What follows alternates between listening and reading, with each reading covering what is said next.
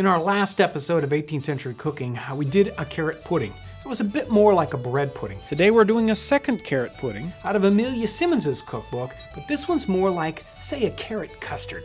Thanks for joining us today on 18th Century Cooking with James Townsend and Son.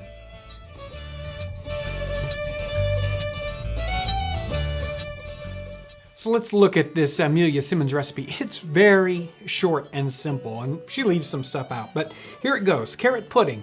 A cup full of boiled and strained carrots, 5 eggs, 2 ounces of sugar and butter each, cinnamon and rose water to your taste. Bake in a deep dish without a paste. Very, very simple. So let's get started. We need about a cup of boiled and mashed carrots. The next thing we need are 5 eggs. I've whisked these up nicely. Now we need butter. We need 2 ounces of butter and 2 ounces of sugar. To this we're going to add cinnamon, let's say a teaspoon of cinnamon, just cinnamon to taste, we'll say.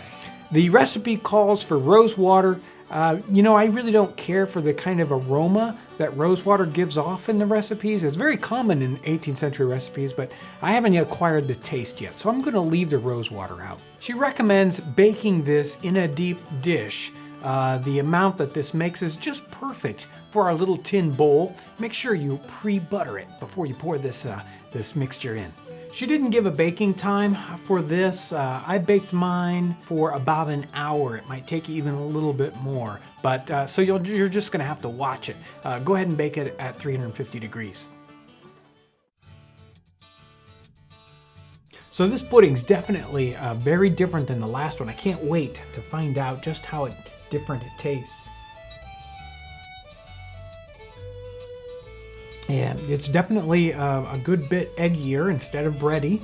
The sweetness is definitely there. The cinnamon is nice. This is really, really good stuff. And the carrot adds a good bit of flavor, but it doesn't have any kind of, nasty carrotiness. When I was a kid, I really didn't care for carrots very much, but this is really, really good.